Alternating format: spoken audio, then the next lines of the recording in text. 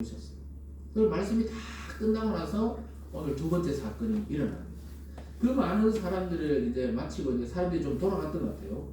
그러면서 베드로 보고 갑자기 예수님께서 깊은 데로 가자 이렇게 말합니다. 그 베드로는 사실 밤새 고기 잡다 왔거든요. 주로 우리나라도 옛날에 울릉도 같은 데 가보면은 밤에 이 불을 켜놓고 오징어를 잡잖아요. 밤에 불을 켜면 물고기들이 모이니까 낮에는 막 바위 틈에 숨고 이러니까 밤에 주로 잡는데 아마 갈릴리 어부들도 그랬던 것 같아요. 밤새 고기 잡았는데 막 피곤해가 막 졸리는데 예수님이 그 배에 딱 타셔가지고 막 또 설교를 쫙 하는 베드로는 아마 막 졸다 듣다 했는지 모르겠지만 몸이 피곤한 상태예요. 집에다가 좀 들어가 좀 쉬고 자고 밤에 또 나와서 고기 잡아야 되는데 예수님이 또 가자는 거예요. 깊은 곳으로 가자. 그러니까 어부들 생각에는 말이 안 되는 거예요. 왜냐하면 고기가 주로 해안가에 주로 있거든요. 우리 대륙붕이라고 하잖아요. 이렇게 푹 내려가잖아요. 이렇게 해서 대륙붕 배웠죠? 대륙붕 거기에 막 플랑크톤도 많고 이러기 때문에 물고기들이 먹을 게 많으니까 거기 몰려있는데 예수님은 깊은 바다로 가자.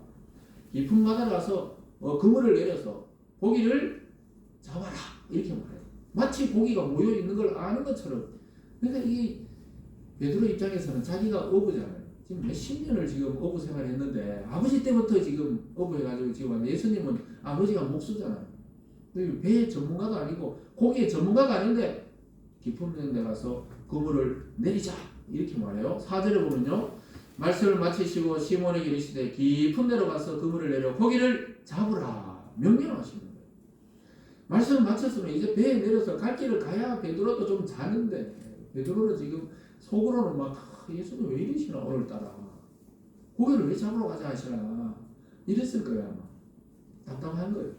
왜 자꾸 이렇게 하시나.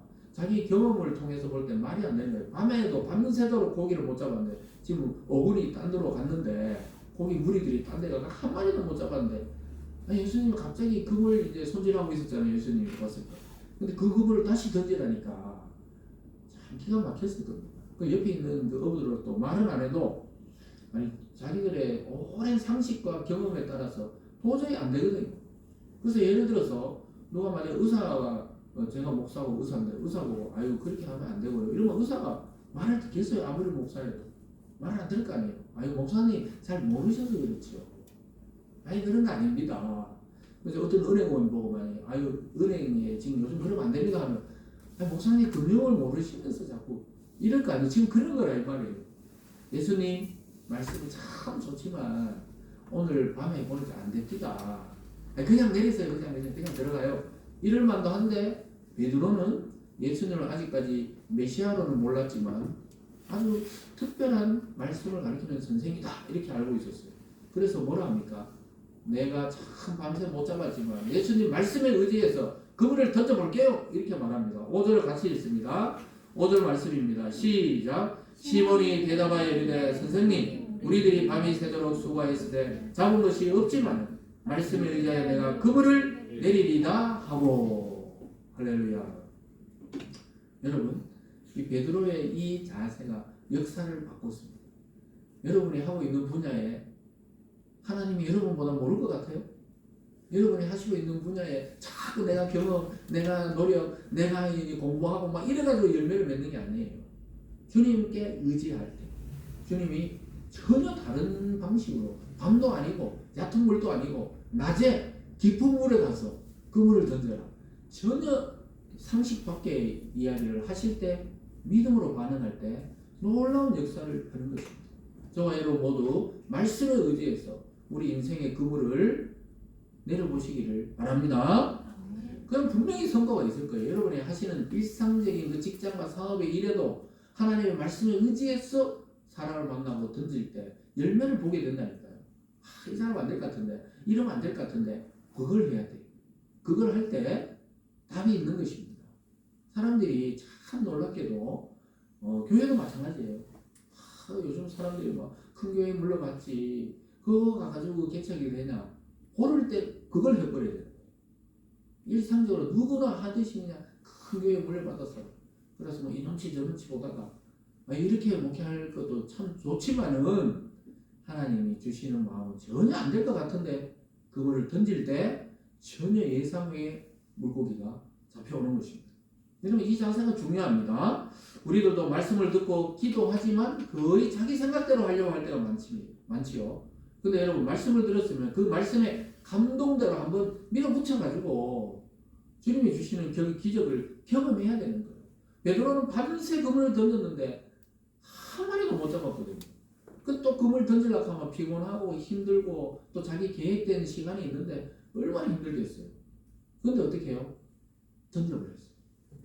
여러분 말씀에 의지해서 다시 한번 여러분 상황을 돌아보고 전혀 안 될 것 같은데 주님 말씀대로 감동이 오면 한번 내 생각은 안 될 것 같은데 감동이 오잖아요. 그럼 한번 밀어붙여서 하나님의 기적을 경험하시기를 주님의 이름으로 축원합니다. 네.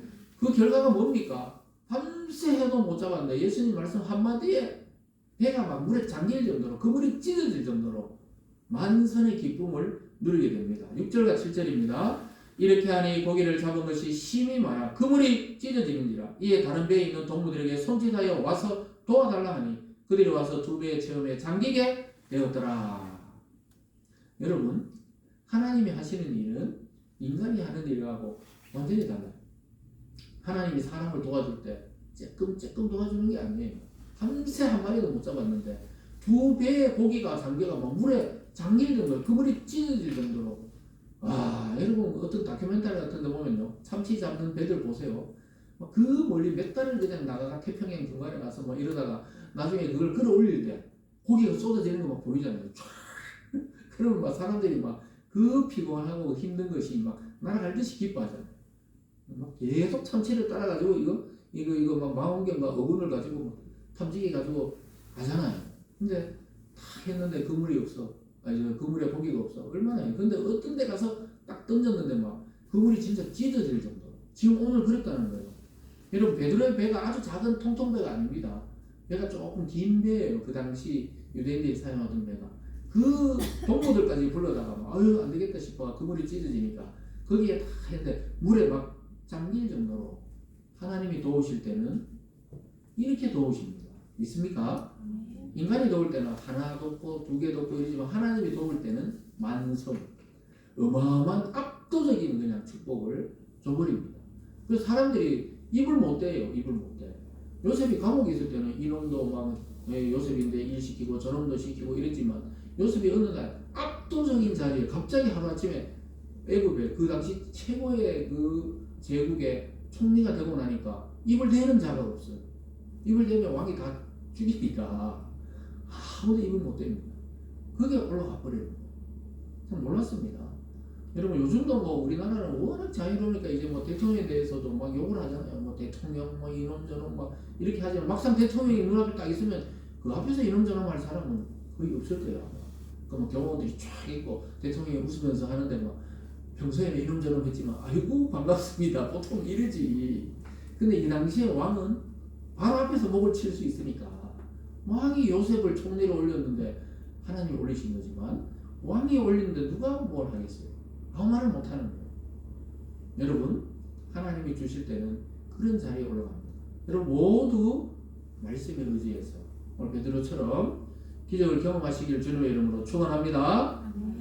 그래서 우리의 생각 또 우리의 방식 우리의 또 환경 우리의 옛날에 했던 것 그런 거 싹 내려버리고 하나님이 역사하도록 기도해야 되는 것입니다.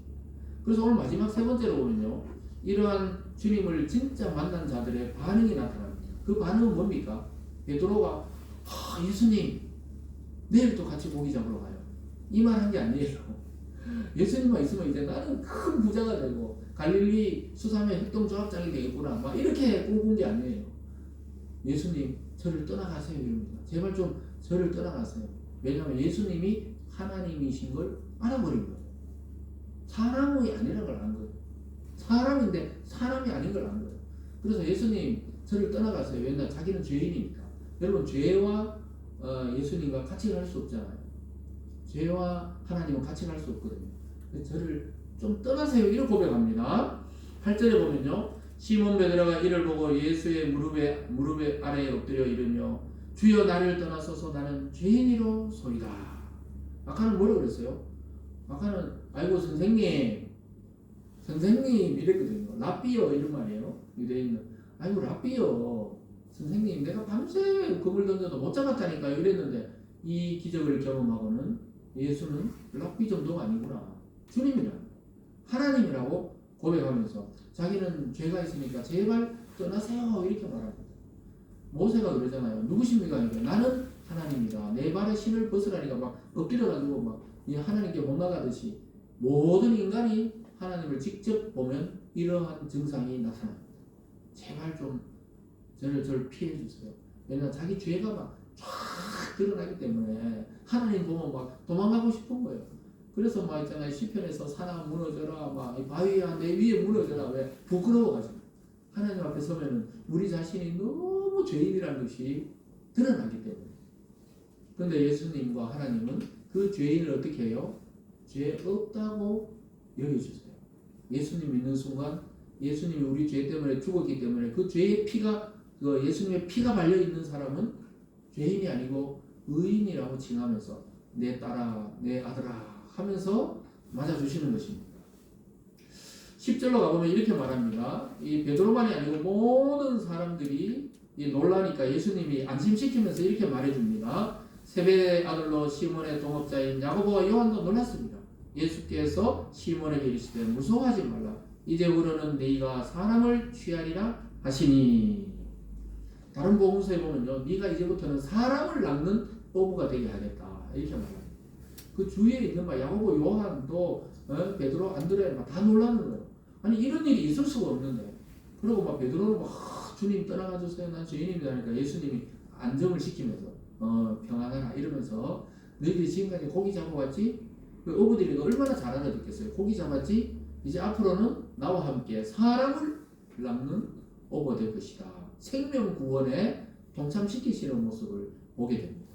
저와 여러분이 예수님 만났잖아요. 그럼 어떻게 이제 예수님과 함께 사람을 낚는 어부가 된 것입니다. 저와 여러분의 직업은 다 다르지만 여러분 직업이 뭡니까? 그 직업이 바로 사람을 낚는 그 직업입니다. 하나님께로 생명을 인도하는 직업인 겁니다. 제가 만약에 버스 운전한다. 그럼 어떻게 해요? 사람을 태워 다니는 운전사가 되리라. 이런 말하는 거와 똑같은 거죠. 그러니까 이 사람들이 나중에 어떻게 돼요? 진짜 사도가 됩니다. 12사도. 예수님을 직접 보고 경험하고 같이 지냈던 사람을 사도라고 하거든요.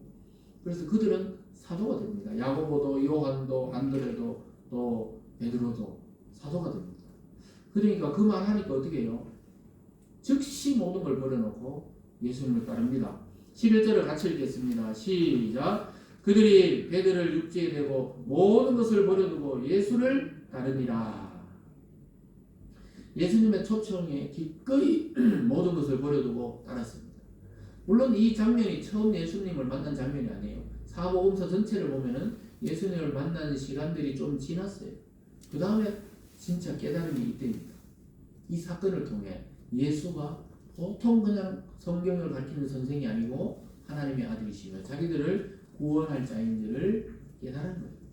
물론 예수님이 나중에 베드로보고 그 성령께서 너에게 알려줬다 이렇게 말씀하시지만 자기들이 직접 자기들의 고기잡이에 동참하셨던 이분이 누군지 아셨어요. 그래서 예수님은 베드로의 배에 2배 중에 베드로 배에 가시고 베드로에게 물고기를 잡게 하시고 그 다음에 어떻게 해요? 주님께서 초청하시는 겁니다. 예수님에게로 너희들이 이제 사람을 낚는 어부가 되게 하리라 이렇게 말합니다. 그래서 진짜 나중에 이 어부들이 세상을 뒤집어 놓는 예수의 제자가 됩니다. 그 유대교 요즘 말로 하면 서울대 나가고 유학 갔다 오고 이런 잘하고 살아가는 사람들이 아니고 그 당시에도 좀 계층이 있었거든요. 어부라는 것은 아주 고위층은 아니에요. 어부라는 것은 참 사람들이 별로 안 알아주던 그런 직업입니다. 그런데 그들을 통해 하나님의 큰 역사와 일을 했다는 거예요. 여러분 그렇다면 예수님의 이 초청에 응하기만 하면 우리가 그동안 어떻게 살아왔든지 내 과거의 직업이 뭐고 내가 과거에 어떻게 살아왔든지 내 학력 수준이 어떻고 내 지식 수준이 어떻고 이런 걸로 하나님이 쓰시는 게 아니에요. 말씀에 순종해서 따르느냐 따르지 않느냐에 따라서 하나님의 큰 역사를 보게 하시고 또 하나님의 사명을 감당케 하시는 것입니다. 사랑하는 여러분, 어떤 일을 하더라도 진짜 성공하려면 자신의 모든 것을 버려야 합니다. 사랑하는 것도, 일하는 것도, 사람을 얻는 것도, 자신의 모든 것을 바칠 때 그걸 얻을 수 있는 거지. 아니 찌끔찌끔 해가지고는 어떤 일도 결과를 볼 수가 없어요. 여러분, 하물며 내 인생, 내 영혼을 맡겨야 되는 주님을 따르는데 우리가 막 이렇게 주저하고 저렇게 주저해가지고는 안 되겠습니다. 여러분, 오늘